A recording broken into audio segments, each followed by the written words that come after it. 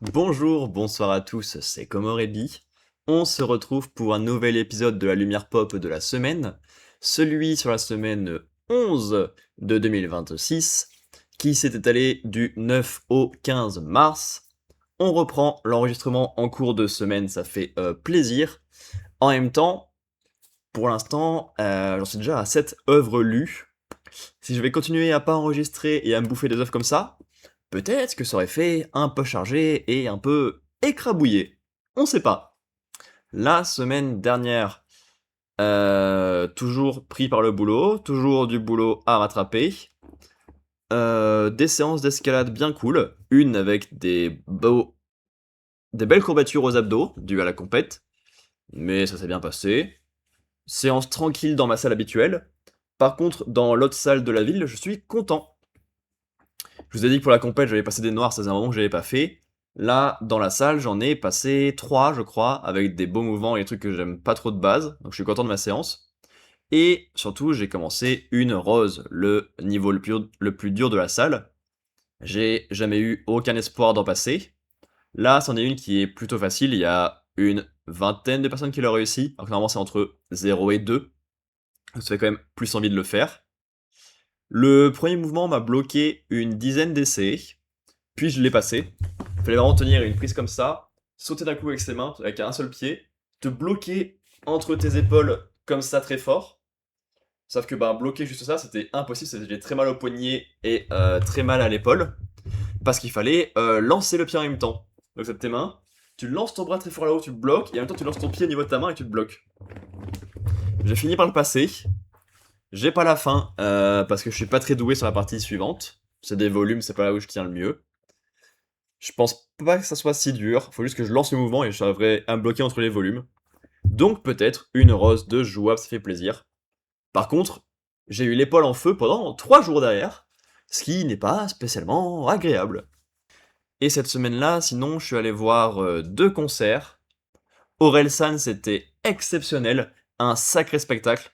J'ai beaucoup aimé le film, j'ai beaucoup aimé l'album, et le spectacle, c'est pareil. Des effets spéciaux, des décors, des costumes, un enchaînement de zinzin, les anciens morceaux qui sont bien impliqués dans cet album-là, une belle construction. Les 3 œuvres identiques fonctionnent très bien. Franchement, chapeau l'artiste, c'était un moment trop cool. J'ai un pote dont c'était le tout premier concert de sa vie, ça met la barre super haut. Et j'en ai vu un autre beaucoup plus intimiste dans la semaine, c'était sympathique. Mais bon, voilà, j'étais bien dans mon petit coin. Voilà, ça c'était cool. Mais ça a pris du temps, hein, semaine grave chargée encore, qui m'a pas laissé beaucoup de temps, pas laissé beaucoup de moments pour lire, pour ça que j'ai lu sporadiquement, pas laissé beaucoup de temps pour enregistrer, c'est pour ça que j'ai juste enregistré l'épisode de la semaine 9. Et en plus de ça, je suis en ce moment sur le DLC de Donkey Kong Bonanza, c'est des grosses runs de 1 heure, jusqu'à avoir 10 000 points au total récupérés run par run. Là j'en suis à 4 500 points je crois, mais bon les runs d'1 heure, c'est long. Heureusement, maintenant, j'ai une technique que j'ai mis en place la dernière fois, que j'ai à moitié réussi. J'ai eu 700 points d'un coup au lieu de 400, ça va accélérer un peu les choses, et ça, c'est cool. Bref, voilà pour le blabla de cet épisode. N'hésitez pas à me dire en commentaire comment vous allez, ce que vous avez découvert récemment. Est-ce que vous avez pensé des œuvres dont je parle dans cet épisode? Si ça vous a plu, vous savez ce qu'il vous reste à faire. Abonnement, partage, commentaire, pouce bleu, étoile. Bon visionnage! Tout d'abord, j'ai lu le volume 25 de A Couple of Cuckoos. C'était un volume que je prends plutôt volontairement. Je suis plutôt pas fan de la série, on va dire ça comme ça. Que je trouve très longue, redondante et pas très intéressante au niveau de ses personnages et de sa construction, qui est un tome normal, un gros cliffhanger, en mode quoi, il va se passer ça? Et un cliffhanger qui est écrasé à la fin du volume. Au début du volume suivant, pardon. Là, on nous teasait l'arrivée du fiancé de Hiro, et le tome entier est concentré sur lui. Donc, ça fonctionne, et c'est ok tiers niveau intérêt. On le découvre, il est 100% jaloux de la relation entre Hiro et notre personnage principal. Il se ment à lui-même, il ment à sa mère pour se protéger leur relation qui n'a jamais vraiment démarré et qui est en complication. On a Umino on a Hiro qui doit faire face à la réalité pendant le voyage scolaire, qui lui met donc un coup au moral, puis qui commence à s'en détacher un peu, du moins c'est ce qu'elle dit. On a un flashback de leur rencontre, qui n'est pas mignon et pas intéressant. Le seul truc que je retiens de ce flashback, c'est que son fiancé a un caractère de merde. Genre, il est tout petit, en mode «Oh, j'adore les jolies femmes très vieilles». Après, il fait «Oh, bah, faudrait que j'aille à la capitale pour voir des jolies femmes». Il croise Hiro, il fait «Oh, celle-là, elle est super belle. Je vais la draguer en jetant un pot par terre pour qu'elle fasse attention à moi». Et après, il chouine, il se fait punir, et en mode «Ah, je comprends pas pourquoi je suis puni, moi je fais que draguer». Il est juste super chiant. Alors, je sais pas si c'était ça le propos du flashback, mais c'est le seul truc que j'en retiens, malheureusement. C'est pas forcément la meilleure chose. Voilà. Mais il prend son destin en main, il vient affronter en duel à mort Umino pour remporter la femme, bien évidemment, parce que c'est comme ça que ça marche. Duel de sumo à la con, hyper, Hiro est libéré, fin de l'arc. Le passage où elle est libre et contente, il est très mignon. Jamais son fiancé ne s'arrêtera là parce que sinon ce sera limité. Vu le rythme du manga, si elle a fait chier aussi longtemps et qu'elle a arrêté la relation parce que le fiancé existait, il peut pas s'arrêter simplement au bout d'un tome. Ça serait beaucoup trop rapide et un peu gâché. Et pour le reste du volume, on a un passage avec Sachi qui est désagréable, je trouve. Elle veut rejoindre un club, mais elle sait pas lequel, donc elle est insupportable à demander en boucle à son frère dans quel club je dois aller? Viens aux entretiens avec moi. Qu'est-ce que je dois faire? Qu'est-ce que je dois choisir? Oui, il la connaît très bien, mais je pense qu'elle se connaît mieux que lui la connaît, normalement, j'espère. Et ouais, juste elle a besoin de son frère, elle veut qu'elle soit avec lui, quoi. Mais ça en fait pas un moment très agréable à lire. Et le dernier chapitre, c'est juste Nagi et je retrouve pas son nom, et sa fiancée, qui vivent une vie normale. Ils vont au magasin ensemble, acheter un bout de déco ensemble, ils débattent sur quelle déco prendre. C'est juste une vie normale de fiancés. Mais tadam, gros suspense! La maison dans laquelle ils habitent ensemble a disparu et ne semble plus être accessible. Voilà, bon, c'est pas un suspense qui fait très envie. Si ils retournent ensemble, bah ça aura servi à rien. Et s'ils retournent pas ensemble, ça va être bien et apporter des changements dans les relations globales. Donc bien, mais sans être énorme au niveau suspense, quoi. Voilà. Donc pour du cuckoos, on n'est pas trop mal servi. Notamment parce qu'on se concentre très peu sur les relations de notre quatuor principal, entre Umino et ses 3 poulettes, et ses 4 poulettes, mais beaucoup plus sur Hiro, sur son fiancé à la con, et c'est mieux. En même temps, le volume précédent, c'était que sur l'hôtel, et c'était bien aussi. L'auteur sait écrire des trucs de la vie de tous les jours qui sont agréables. Il sait pas écrire des relations amoureuses intéressantes. C'est dommage, vu le genre du manga, mais ensuite, j'ai lu le volume 14 de JoJo's Bizarre Adventure Partie 5 Golden Wind. Il en reste plus que 3 après celui-ci. Et je me rends compte que je fais que me plaindre de la partie, que je la classerai extrêmement bas dans mon classement, et que pourtant, si on prend toutes les notes que je lui ai mis, elle a plutôt une bonne moyenne. Elle est dépassée par la 4, évidemment, mais elle, techniquement, au niveau des chiffres, a fait mieux que la 3, que je classerai pourtant au-dessus. En même temps, les valeurs chiffrées comme ça, c'est pas le plus évident à faire. D'autant plus avec seulement 5 notes. Bref, on n'est pas là pour débattre de l'utilité ou non, de la facilité et de la pertinence de donner des notes. Plus pour parler du volume. J'ai bien aimé, on a un duo original qui est dans la première partie du combat, avec Mista et Blono, qui essayent de comprendre et de faire face aux 2 nouveaux ennemis qu'ils ont face à eux, pour passer d'un bateau à une voiture pour pouvoir s'enfuir de la zone. Ils s'en sortent pour une seule et unique raison, le fait que Blono a un corps mort depuis un petit moment. Et forcément, quand tu peux éviter un des deux pouvoirs parce que ben t'es pas un être vivant, tu surprends bien les ennemis et tu les défonces. Ce qui n'est pas très intéressant niveau écriture, mais comme c'est pas la fin des deux ennemis, ça va. Ça a permis à nos héros de les analyser un peu, de les appréhender un peu, et nous de découvrir leurs relations, à quel point ils sont bizarres. Il y en a un qui torture de fou tout le monde de manière cachée, et l'autre qui est un de ses patients qui accepte ça, qui est une Harley Quinn puissance 20 milliards. Dans la fuite, on apprend que Blono est lucide sur son état physique, ce qui est plutôt un bon point, que ça soit pris en compte par les personnages également. Et puis juste en mode, bon non, il est mort, tranquille, et ça aide pour les combats, quoi. C'est peut-être un poil abusé à un moment. Et ensuite, les combats se séparent. On a Blono contre le patient qui creuse, et Mista contre le médecin dans son hélicoptère. Mista se fait piéger de manière violente sur une utilisation de son pouvoir qu'on n'avait pas encore découvert, et qui paraît un peu abusée. Genre, comme il est médecin, il a appris comment disséquer les corps sans faire saigner, donc il le fait sur lui, et ces bactéries de con, il les utilise pour pouvoir se déplacer et se cacher. Peut-être que c'est un peu trop. Mais bon, heureusement, on a notre bon Giorno qui vient le défoncer et ne pas être intéressant. Il est extrêmement confiant, il se débrouille face à son piège très facilement, il se fait avoir, commence à tomber et à être foutu pour foutu, mais il est tellement fort qu'il utilise la dernière balle de Mista, son propre pouvoir, le pouvoir de l'adversaire, le caractère de con de l'adversaire qui observe les gens souffrir.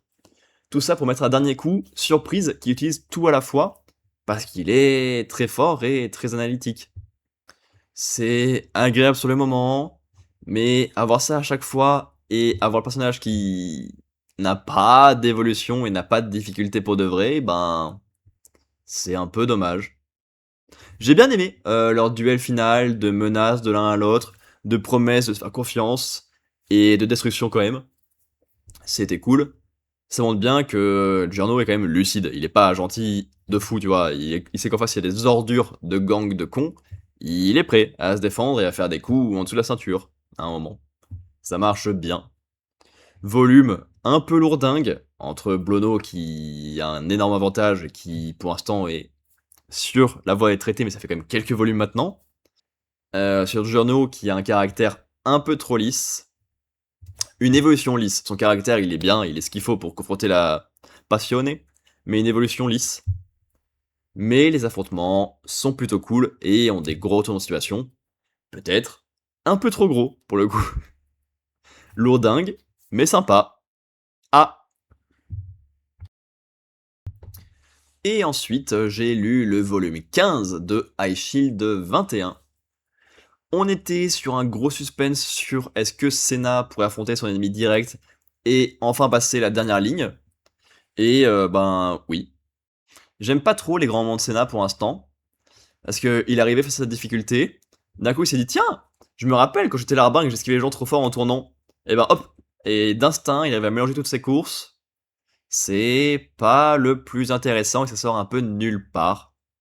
Mais comme ça suffit pas pour marquer, parce qu'il y a Mizumachi qui est trop fort, trop cool, et la case où il arrête est trop stylée, je prends l'action quand même. On a le droit à un passage trop mignon qui m'a touché de fou, avec le chef de l'équipe des Poséidons, qui est un dernière année, qui est rachitique par rapport aux autres, qui laisse toutes les décisions se prendre par les autres, en faisant non ouais c'est ce que j'allais dire depuis le début. Et là tout le monde lui dit non mais genre comment tu peux penser que t'es inutile? On est tous genre avec toi à fond, on est là pour toi, c'est trop cool. Et niveau humain, ça fait toujours chaud au cœur de voir ça. Voilà. Et ensuite on a la vraie dernière action. Tout le monde sait ce que Senna va faire, mais Komusubi valide le point. Il est passé au-dessus de Mizumachi. C'est trop cool. Très bon match. Premier grand coup d'éclat des Bats depuis l'entraînement des USA. Ça fait plaisir à voir. Et première vraie grosse équipe qu'ils affrontent et qui remportent. Parce que sinon, les grosses équipes, ils ont perdu dans le début du manga. Et les 3 précédents matchs, c'était pas des grosses équipes. Mais justement, en parlant de grosses équipes, la prochaine, c'est les Seibu Gunman, un truc comme ça. On sait que là-bas, il y a Kid, donc un quarterback. On va enfin avoir un vrai duel de quarterback, ça fait plaisir. On nous met en place la rivalité entre Kid et Hiruma. Elle marche bien, ils se connaissent bien, ils connaissent leur histoire. Ils sont prêts à s'affronter et même Hiruma donne Kid gagnant. Mais ça sera pas le seul à avoir un affrontement, puisque l'équipe possède également un runner qui est celui qui a appris Senna à courir. À la base, c'était pour se défendre, Senna l'a utilisé pour autre chose. Mais le fait d'avoir cette rivalité, cette relation maître-élève, ça va être intéressant et apporter un premier vrai duel pour Senna avant d'aller vers ses rivaux de longue date. Et justement, pour se préparer à ça, on a un côté assez long sur la fête sportive du lycée, avec plein de sports à la con, mais sur le dernier, il y a un vrai entraînement sur les techniques pour pouvoir repousser l'ennemi, qui seront utiles pour désarçonner Kid pendant ses lancers, normalement. Et surtout, on commence à avoir des éléments de l'histoire de Musashi, qui doit donc se rapprocher. On a leur relation à tous les trois, leur fin de collège, leur arrivée au lycée. On a le moment où il est parti. Et on a son père à l'hôpital et toute cette histoire d'entreprise compliquée et de devoir qu'il appelle. C'est stylé, c'est hyper humain. Évidemment, quand il y a des difficultés dans la vie avec des membres de la famille proche, malades ou morts, forcément, ça fait varier les chemins de la vie et te forcer à faire des choses que tu voulais pas spécialement à la base, que tu prends volontiers, c'est ton devoir. Mais ouais, niveau humain, il y a des gros sujets, c'est trop intéressant. Franchement, là, on est dans la montée en puissance de High Shield depuis le début de ce nouveau tournoi. Des très bons éléments, un peu facile pour Senna, gros coup de cœur pour Mizumachi et son chef, belle mise en place des rivalités futures, entraînement un peu longué, mais qui marche bien dans le côté réel, j'aime bien que ça se fait comme ça.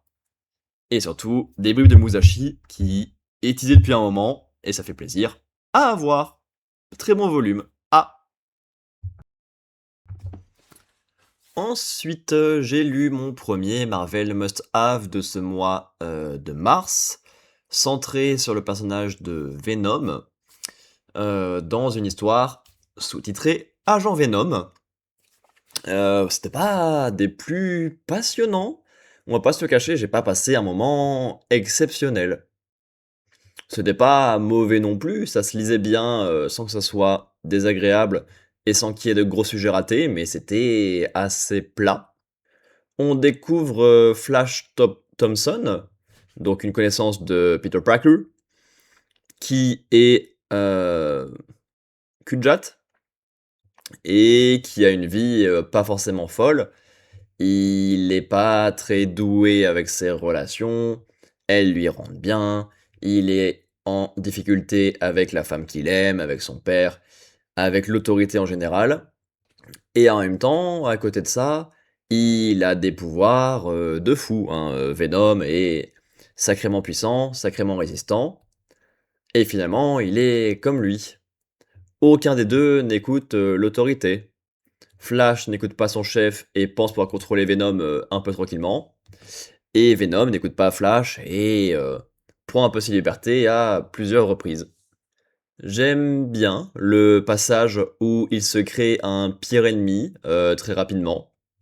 C'est facile et évident, hein. Il défend quelque chose en attaquant violemment son adversaire survit, bref, ça devient un pire ennemi.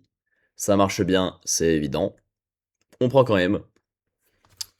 Petit moment fort également avec le passage de la chasse de Kraven, le chasseur. Sur la longueur, sur le fait d'être loin, sur le fait de pouvoir perdre le contrôle un peu plus parce qu'on est entouré de personnes, sur le fait d'être la proie quand t'as un corps et un esprit de prédateur. Il y a pas mal de choses. Ça fait déjà beaucoup de sujets différents qu'on voit, et c'est un peu ça mon souci. J'ai l'impression que le comics ne sait pas trop où il va, et ça le rend assez décousu et désagréable à suivre. Il y a juste trop de choses dans tous les sens.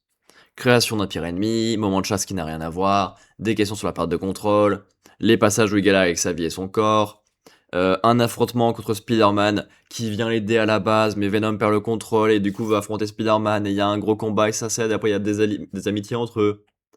Un jeu rigolo avec les identités secrètes, puisque une victime civile se pose la question de pourquoi elle, alors qu'elle est littéralement entourée par deux héros, mais personne ne sait qui est qui dans cette histoire.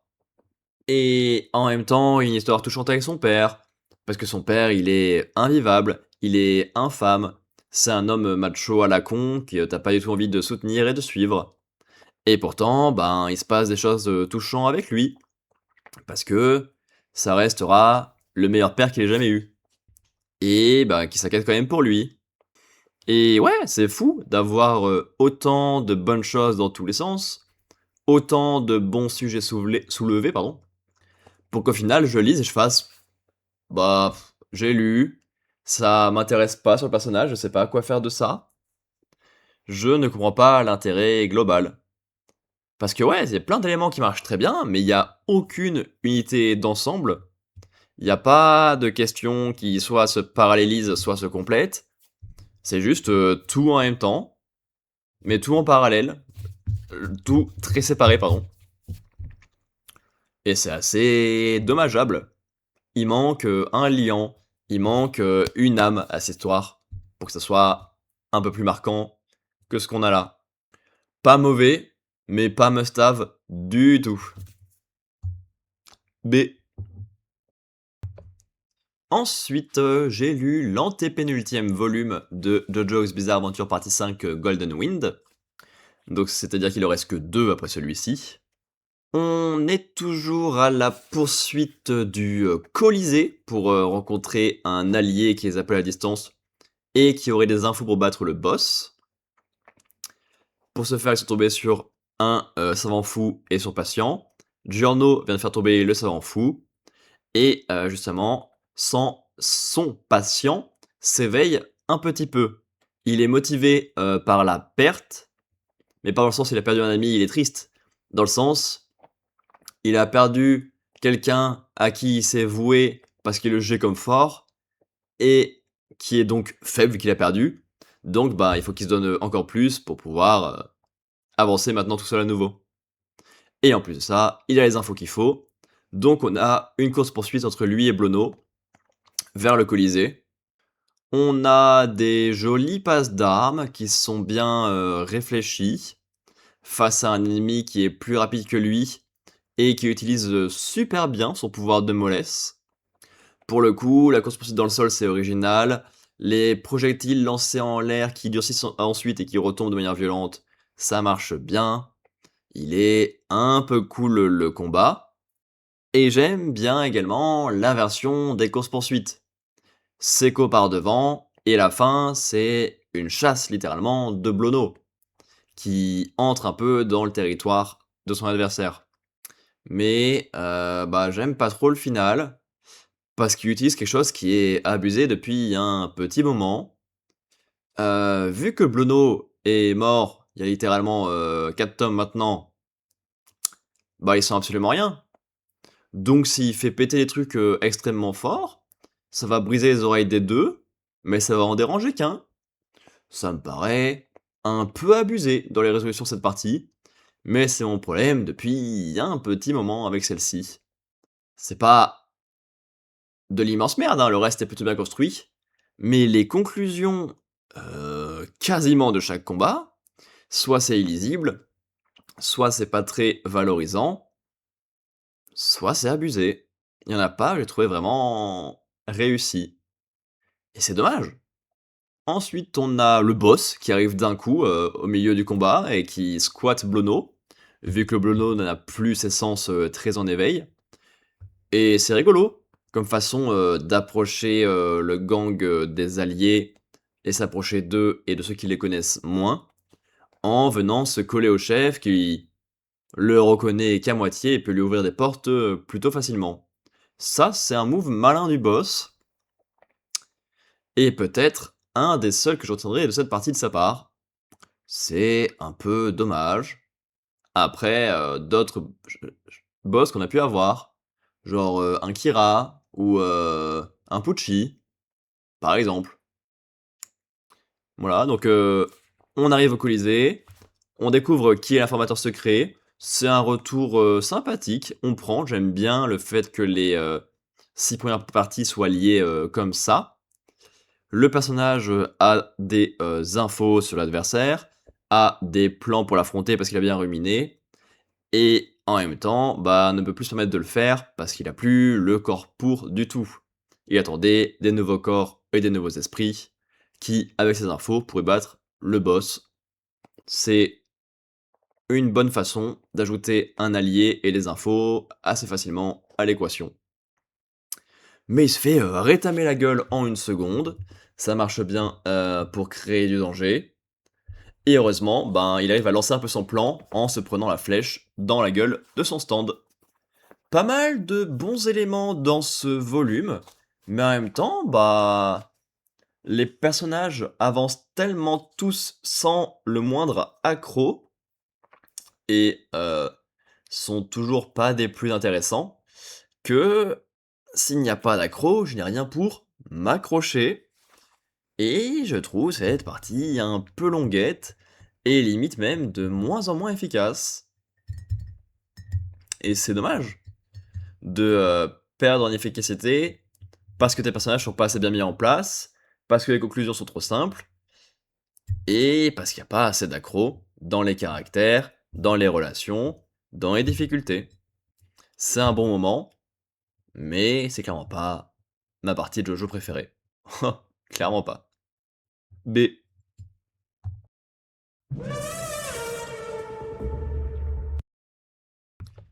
Ensuite, j'ai lu le volume 16 de High Shield 21, et c'est bon, on est arrivé au moment où chaque volume est excellent, et où je n'ai rien à dire de mauvais dessus. On assiste au match contre les, euh, les Seibu Wild Gunmans. J'ai mis longtemps à revenir, parce que j'étais déjà dans le match suivant où j'ai lu 2 tomes depuis, et le nom de l'équipe ne me revenait absolument pas. Le match est intéressant parce qu'il ne repose pas que sur Senna, et c'est pas toujours le cas. Dans ce match-là, on a 3 duels directs. Un duel de vitesse habituelle pour Senna contre Riku, celui qui lui a appris à courir. Un duel entre Monta et Tetsuma, la locomotive, à la réception. Et un premier vrai duel pour Iruma en tant que quarterback face à Kid. Et le début du volume est très prenant. Riku est largement au-dessus de Senna. Monta est, on ne sait pas quel niveau par rapport à Tatsuma au niveau des réceptions, mais est largement écrabouillé physiquement et ne peut donc rien faire. Kid arrive à faire des passes facilement malgré les différents plans de Hiruma et l'entraînement au bump d'absolument tout le monde. Mais malgré ça, il y a quand même des actions où nos héros arrivent à s'en sortir. Il y a des attaques en boucle des deux côtés. Les points fusent dans tous les sens, malgré les duels directs qui n'arrêtent pas d'être perdus. Mais ce que je disais, les trois là sont en difficulté, mais c'est pas les seuls dans le match. On a les trois frères qui se rendent compte qu'ils ont le droit d'affronter les adversaires qu'ils ont en face d'eux comme si c'était un vrai combat. Et en vrai combat, à 3, ils sont balèzes, ça marche bien. Ce n'est pas encore suffisant pour avoir une vraie équipe tant que les 3 stars perdent face aux 3 stars en face. Et justement, il y a une triple action avec 3 victoires de l'autre côté. C'est dur, ça marche bien. Mais il y a surtout le grand moment réussi du volume qui va venir réveiller l'équipe et qui est attendu depuis un sacré moment dans la série. En effet, On finit le flashback de Musashi, qui finit d'expliquer qu'il a repris l'entreprise de son père parce que les vrais hommes doivent soutenir les familles et les besoins de l'entreprise et tout porter sur leurs épaules en abordant tout derrière eux. Et donc ça fait 1 an et demi qu'il aide la boîte, qu'il s'écrame tous les jours, qu'il abandonne son sport pour pas perdre du temps ou de l'énergie qu'il pourrait consacrer à sa boîte, parce qu'il faut aider les collègues, parce qu'il faut aider le père. Et justement, ben, toutes ces personnes l'y rendent bien. Parce que depuis le début, ils sont tous volontaires, veulent tous aider, et eux aussi ont la même mentalité. En tant qu'hommes, ben, ils peuvent pas laisser passer cette situation, et doivent aider quand même. Ce qui le libère mentalement, offre un retour de fou sur le terrain, offre une équipe complète, enfin, l'effectif complet est là, une équipe folle de joie, hein, les anciens membres qui voient leurs rêves à nouveau sur des rails très distincts, et les nouveaux membres qui voient leurs forces se découpler. Et justement, par rapport à ça, la fin du volume est terrifiante. Iruma a enfin la pierre, la feuille et le ciseau, et va pouvoir se donner à 100%. Très beau volume. Dernière bascule dans le niveau final de l'équipe, avec de sacrés affrontements, tous perdus pour l'instant, de sacrées actions et de sacrés plans dans tous les sens, avec des points marqués très souvent, et surtout une histoire un peu trop virile peut-être, mais très réussie pour Musashi, et un retour en bonne et due forme qui va relancer tout le monde à pleine puissance. Excellent volume, franchement. Peut-être que le début est un peu faible par rapport à ce dont je me souvenais, mais là, on va se faire enchaîner pendant 20 volumes encore, ça fait trop plaisir. S évidemment, hein. Ensuite, j'ai lu un nouveau Marvel must-have, nommé Fear Itself, qui est techniquement une aventure des Avengers, même si c'est pas noté dans le titre, puisque ça mélange plutôt de manière agréable et originale les univers et les personnages de Thor avec ceux de Captain America. Ça marche plutôt pas mal.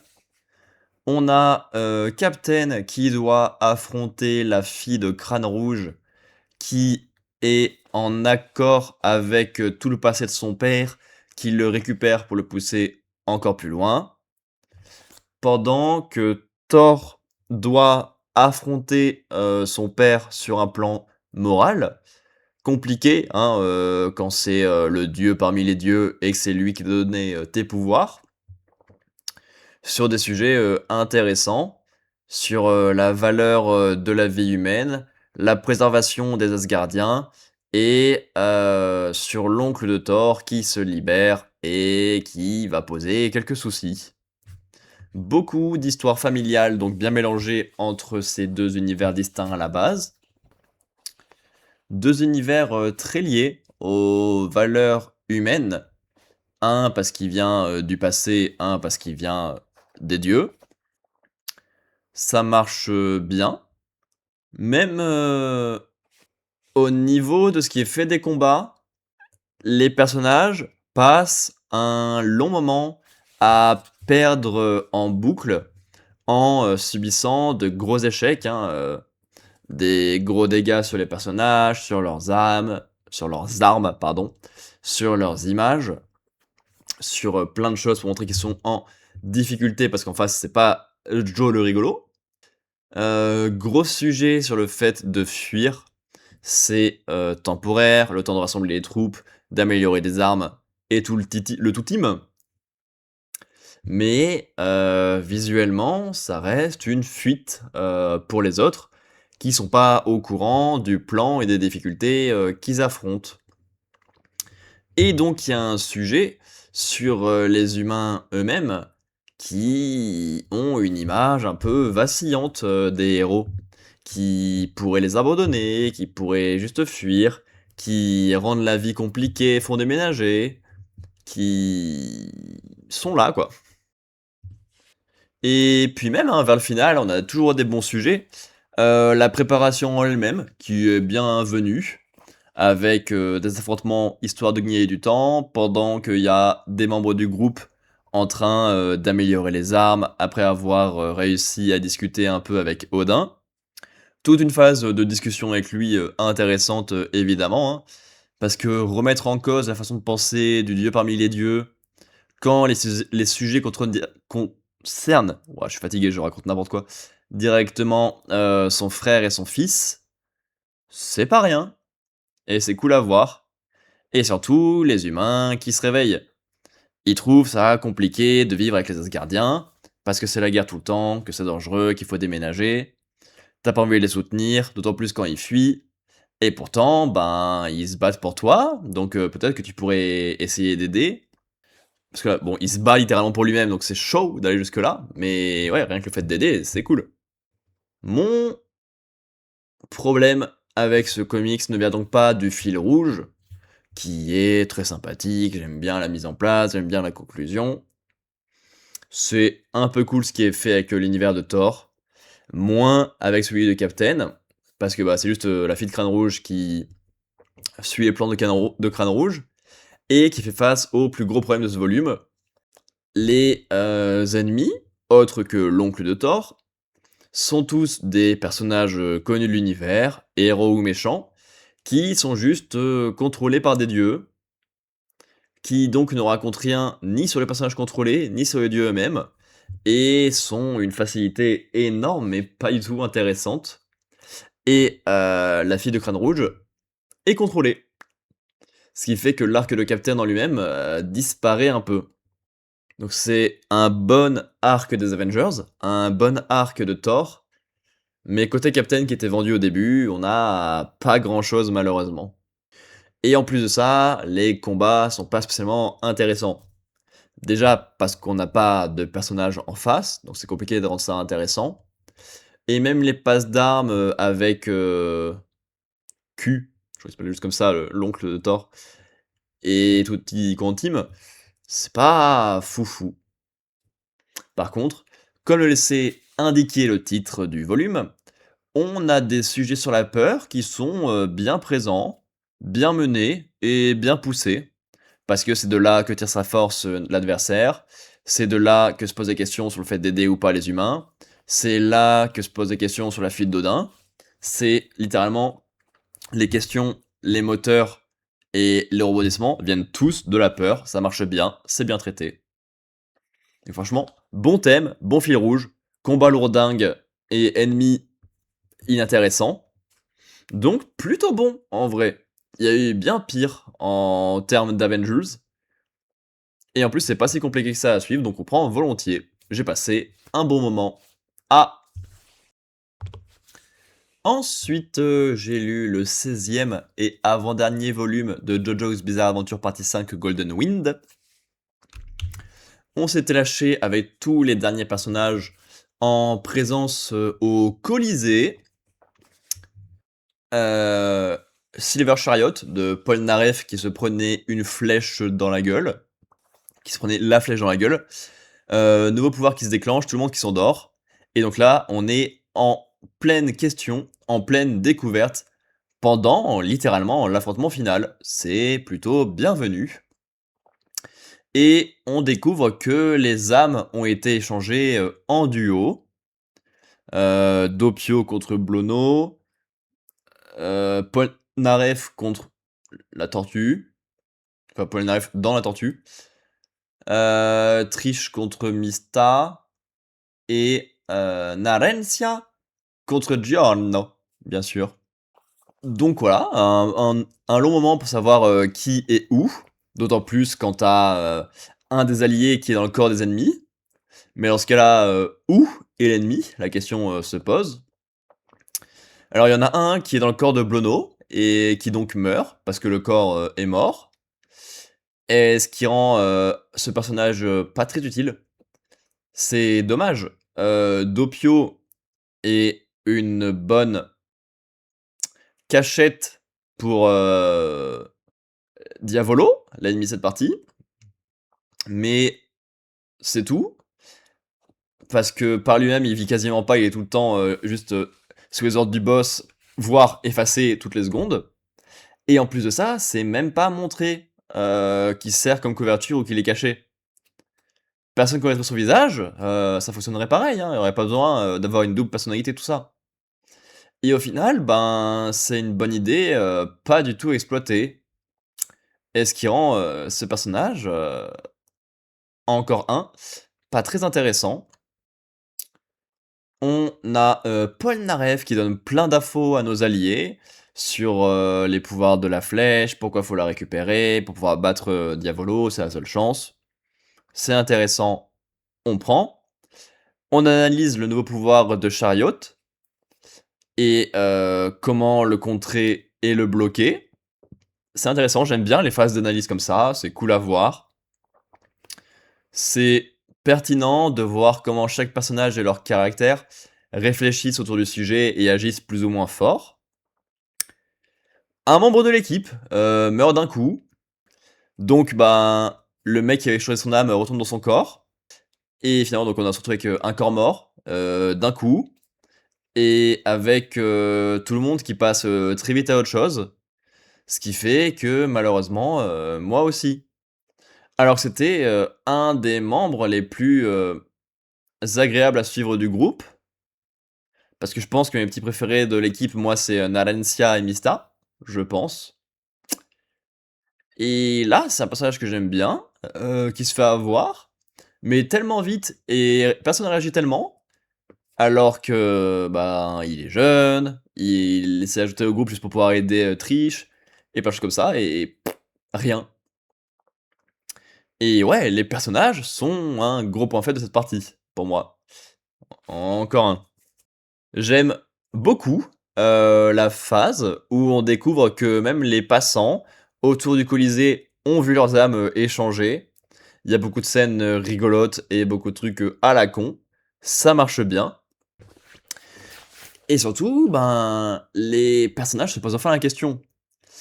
Diavolo, c'est deux âmes. Il y en a une qui est décédée. Et l'autre, bah, il n'y avait pas de corps autour. Et pourtant, on se fait attaquer de manière discrète dès qu'on est proches tous ensemble. Dans quel corps est caché Diavolo?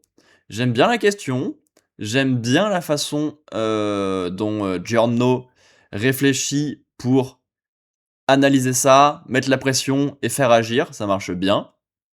Voilà, et une fois que c'est analysé, on a le droit au duel final pour récupérer la flèche et pour contrer le pouvoir de Chariot Requiem. Donc ça c'est cool, j'aime bien ce passage-là donc du méchant, qui se cache, qui réfléchit, qui regarde Giorno qui est trop malin comprendre sa place pour piquer au dernier moment. Ça marche bien. Mais en même temps, ben, Giorno est trop fort. Il comprend tout en une seconde. Tout le monde se repose sur lui, même le méchant. C'est un peu trop parfois. Mais affrontement cool pour la flèche, mais bordélique. Donc c'est un tome compliqué, hein. Des très bonnes choses au duel final que j'aime beaucoup, hein. Les passants en bordel, les moments de mystère, les moments d'analyse, ils marchent très bien. Le fait que Diavolo soit un peu plus posé et pas dans l'affrontement direct, c'est agréable. Mais j'aime pas le traitement des personnages. Doppio, qui décède et qui rend ça, son existence, pas très utile. Un allié qui décède malheureusement dans la différence totale, ce qui n'aide pas à rendre ça marquant et touchant. Et plusieurs passages un peu longués. Franchement, pour voir qu'on est à un volume de la fin, la partie est compliquée, hein. B encore, je peux pas donner mieux.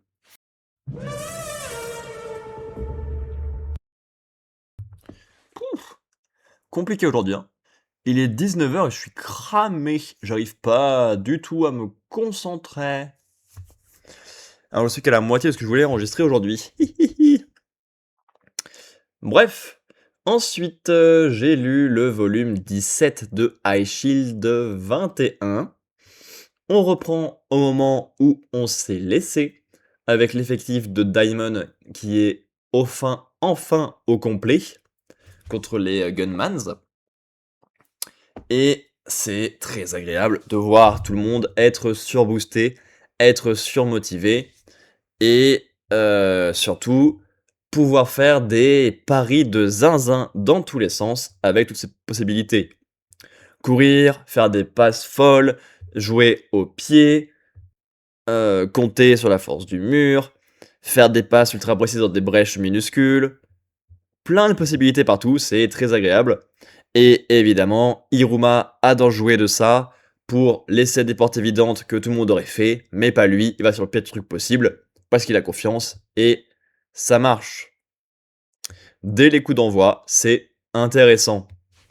D'autant plus comparé aux Gunman, qui sont hyper calculés, hyper précis, des passes parfaites de Kid, des courses parfaites de Tetsuma. Tu peux jouer avec ça facilement. Ils sont extrêmement forts, mais ils sont facilement lisibles. Les 3 duels sont toujours compliqués à gagner. Ils sont même 3 à affronter Tetsuna en même temps, ça passe toujours pas. Mais le fait d'avoir tout en place permet des plans sur la longueur. Daimon fait exprès de jouer extrêmement lentement pour pouvoir tout retourner vers la dernière phase. Vu que c'est 2 équipes offensives, il faut jouer l'offensive à la dernière seconde pour pas que ce soit rattrapable par une nouvelle. On assiste au moment où tout le monde gagne son duel en même temps. Iruma parce qu'il est plus fou. Monta parce qu'il sait que Tetsuna va être parfait et sait où agir pour l'embêter. Sur ses doigts, par exemple. Et ça marche bien. Et ça offre un chemin à Senna tout tracé pour pouvoir faire une petite avancée. Mais comme c'est devenu un vrai joueur et qu'il a une extrêmement bonne évolution, il va dans l'affrontement direct, il a confiance en lui et c'est payant, c'est très agréable et c'est le genre d'action trop agréable qui monte en tension, en suspense et qui font tellement plaisir. C'est évident hein, quand on va voir ça. Mais les personnages sont bien installés, les difficultés aussi, les victoires sont trop bonnes. Et justement, on a le droit à une grosse mêlée générale bordélique à souhait. Monta qui arrive à gagner premier degré contre Tetsuna en visant mieux que lui la balle dans une action en bordel total. Mais malheureusement, ça ne suffit pas pour faire gagner Daimon. Très beau coup d'ascenseur émotionnel dans tous les sens, ça marche très bien. On a Tetsuna qui les sauve, parce que Monta est en train de chouiner et se faire très mal voir. Et voilà, sauvé par un adversaire qui parle pas beaucoup, c'est intéressant. Ils ont enfin réussi à se comprendre et se respectent beaucoup dans le sport. C'est des personnages gravivants et agréables à suivre. Et surtout, malgré cette défaite, il reste un match de rattrapage pour participer au gros tournoi du Kanto. Et on utilise les adversaires qui arrivent, possiblement, puisque ça sera soit les Hojo, soit les Bando Spiders, dont on utilise le kicker que vous connaissez, et un nouveau personnage, qui serait le vrai Ice Shield 21. Un excellent volume, très beau match contre les Gunmans, j'aime beaucoup cet affrontement tout le long, il est très cool. Le fait d'avoir 3 duels, le fait d'avoir le retour de Musashi, le fait d'avoir des premières grosses victoires pour tout le monde, et pas que pour Senna. Le fait de voir Senna autant se donner à fond dans des affrontements qui sont vraiment pas gagnés d'avance. Très bon volume, très bon personnage, quel manga de fou, est-ce évidemment. Ensuite, j'ai lu mon dernier Marvel Must Have. Non, pas du tout, il reste un la semaine d'après. Je mens en boucle. Le deuxième Marvel Must Have du mois de mars. Une aventure des X-Men, sous-titrée Schisme. Je suis mitigé, clairement. On a une bonne bataille idéologique qui se profile entre Cyclope et Wolverine, sur des positions qui sont logiques avec leurs personnages, mais à l'inverse de l'image qu'on a d'eux. Tu vois, on a Cyclope, le gentil obéissant, qui veut se servir des jeunes plutôt que les protéger, parce que ben, la société est comme ça maintenant. Et on a Wolverine, le bordélique et solitaire, qui veut continuer le plan de base de Charles Xavier, qui est de protéger les jeunes, de les éduquer et de les faire évoluer. Mais souci, c'est que le schisme arrive vraiment très rapidement et surtout super violemment. Oui, un mutant fait le malin, filmé par plein de monde, sur un regroupement de dirigeants mondiaux. Oui, il y a des dangers constamment, mais ça change pas tant de leur situation de base aux X-Men. Donc c'est bizarre que d'un coup ça fasse un gros schisme comme ça, avec deux équipes séparées aussi fortes, et du cassage de gueule dans tous les sens. Ouais, je sais pas trop. Mais ouais, c'est chiant que ce soit le fil rouge de la construction globale qui me pose problème, parce que j'aime beaucoup des idées de ce volume-là. La version entre Cyclope et Wolverine, c'est intéressant, c'est pertinent et c'est bienvenu. La jeune fille que souhaite protéger Wolverine pour faire attention à elle, pour l'aider, pour l'apprécier, ça marche bien. Les jeunes qui prennent les armes quand même parce que ils veulent évoluer, même si on les protège, parce que ils veulent évoluer, parce qu'on les motive, et qui doivent faire face aux conséquences de tuer des gens, d'être au centre de l'attention et des combats. Ça marche bien. D'autant plus que les ennemis en face sont plutôt jeunes également. Parce que ben c'est un univers qui les protège moins, qui les force à grandir directement, tout ce qui est mafia et grand banditisme, tu vois. Ça marche bien. J'adore la façon dont ils prennent le pouvoir en supprimant facilement la génération d'avant, qui, bon, voyait des enfants quoi, en eux. Et pas des enfants baignés dans un monde dangereux et d'adultes. Mon problème avec ces ennemis enfants, c'est qu'après ils sont très vite inutiles. Parce que le gros est plus dans le combat physique entre nos deux mutants, contre leurs idées, ou que contre les jeunes en face qui ont un peu créé la situation. Et même le chapitre final qui présente les discussions de Cyclope et Wolverine avec les différents membres pour savoir qui va aller dans quel team, c'est un peu lourdingue. Et c'est dommage. Les questions sur quoi faire des enfants, c'est hyper intéressant pour nous. On a un beau parallèle entre ce qu'étaient les X-Men avant, ce que sont les X-Men maintenant, et leurs ennemis actuels qui sont des enfants. Mais pour les personnages, on dirait presque que ça passe très loin dans leurs priorités. Sachant que la priorité numéro 1, c'est de se péter la gueule, on dirait bien. Et c'est un peu dommage que ça se concentre autant sur ça. Alors oui, il y avait beaucoup de bastons entre eux dans Civil War, par exemple, mais on voyait beaucoup plus les différents camps et le pourquoi du comment, et surtout les combats idéologiques, ou contre les trucs qui ont créé le problème. Là, c'est pas encore le cas, on a vraiment que l'introduction, j'ai l'impression.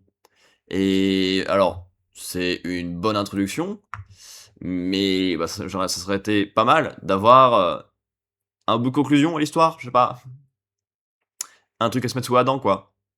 Parce que pour moi, dans du must-have, ça serait bien d'avoir des histoires complètes, si c'est possible, ou pas juste un bout d'introduction intéressant, mais du coup très incomplet. Voilà. Bon moment, mais ça aurait pu être tellement mieux. Ce sera donc B. Ensuite, j'ai lu le volume 17 et dernier volume de JoJo's Bizarre Adventure partie 5 Golden Wind.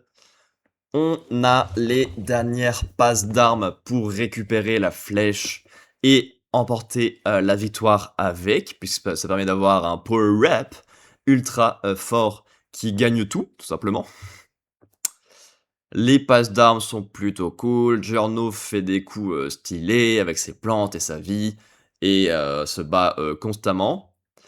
Mais la victoire vient de Blono, qui décide de lui-même de détruire la boule de contrôle du pouvoir de Chariot Requiem que tout le monde a dans le dos et qu'avait décelé Diavolo.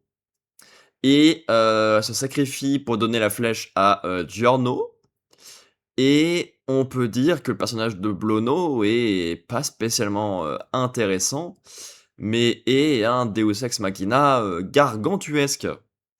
Il a simulé sa mort, à un moment en arrêtant son cœur et a réussi à repartir grâce à un freinage du train qui sort de nulle part et qui rentre pile à sa place. Il est, décédé en affrontant le boss final, mais est resté debout parce que, il en avait besoin de lui apparemment. Il a gagné un nouveau corps et quelqu'un est mort dans le sien. Il s'est sacrifié pour éliminer un pouvoir extrêmement abusé que personne ne pouvait contrôler sinon. C'est beaucoup et son sacrifice et du coup est pas plus touchant que ça. Si, je devais faire une tier list des 3 morts, de cette partie-là, on aurait, Abakio en A. Fin de la liste des morts intéressantes de cette partie. Dommage pour qu'il y avait, 3 morts. Voilà. Ça permet, la victoire de Giorno qui devient, surpuissant. J'aime, beaucoup la punition qu'il donne, à Diavolo, qui est en accord avec ce qu'on sait du personnage et de ses mauvaises actions. Pas, de ce qu'on a vu, évidemment, parce que, bah, pourquoi le montrer en action, le méchant? Ça serait vraiment pas intéressant. J'aime bien cette façon de le tuer, indéfiniment. Tu vois, il a un pouvoir de vie. Là, c'est un pouvoir de vie infinie, littéralement, mais dans laquelle il fait que souffrir tout le temps et attendre la mort sans savoir d'où elle vient. Ça marche bien. Et là, sans transition, on a le droit à un flashback sur Mista et Blono qui se déroule, juste avant l'embauche de Giorno, où ils affrontaient un stand qui est, une boule de pierre qui annonce le décès futur des personnages. Et ben, ils veulent pas, parce que ça fait des morts qui les intéressent pas, donc ils l'affrontent, ce qui fait que ça change le futur et le destin, et qui avait littéralement gravé les décès dans la roche. Est-ce que la foi et le destin est assez mis en place dans la partie pour que ce soit pertinent? Je ne suis pas sûr. Et est-ce que la partie aurait changé quelque chose sans avoir cette conclusion bizarre qui paraît rajoutée de fou pour justifier pourquoi tout le monde est mort ou pourquoi il est suffisamment resté en vie pour être mort au moment précis? Je ne suis pas sûr non plus. Ça aurait pu être une lecture maligne et un teasing intéressant sur la mort, mais là c'est bien trop tard, la partie est littéralement finie. Mais voilà, ce thème sur la mort, ça marche bien. Ils sont morts, ils ont donné la vie, mais c'est pour pouvoir être libres. Ils sont morts libres, c'est vachement mieux qu'être en vie, emprisonné et coincé par tout ce rôle mafia un peu nul. Et la fin elle-même, bon, elle est très vide, hein, on sait pas, ce qu'il advient de Trish et si la vie est heureuse. On sait que Giorno pour le contrôle de la mafia et qui est mis après de lui. Et c'est tout. C'est un peu, limité. Franchement, c'est pas une partie que j'ai vraiment, appréciée.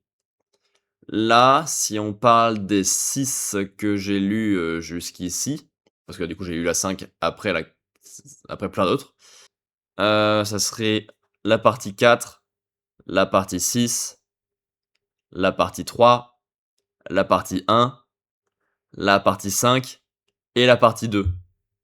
Satané de Joseph, je t'aime encore moins que cette partie-là. Mais ouais, c'est largement la partie avec des stands la plus basse. Waouh! J'aime pas les persos, je trouve la construction globale pas très intéressante. Les Deus Ex Machina dans tous les sens, ça me plaît pas. J'ai clairement pas passé un très bon moment. Ça se reflète pas trop sur les notes, parce qu'à la lecture, c'est plutôt pas mal. Mais quand tu y réfléchis ou quand tu veux voir la globalité, c'est pas des plus passionnants. Et c'est dommage. C'est dommage, du coup. Et voilà qui conclut notre épisode de la lumière pop de la semaine sur la semaine 11 de 2026. Ce fut un poil long à enregistrer, j'ai pas non plus des masses d'avance, mais on est dans les temps et on a bien avancé sur la semaine 12 déjà. Quoi d'autre? Bon, si ça vous a plu, hein, vous savez ce qu'il vous reste à faire. Abonnement, partage, pouce bleu, étoile, commentaire. Et surtout, n'hésitez pas à me dire en commentaire comment vous allez, ce que vous avez découvert récemment et ce que vous avez pensé des œuvres dont je parle dans cet épisode. On se revoit dimanche prochain, 15 h, pour un prochain épisode de la Lumière Pop de la semaine.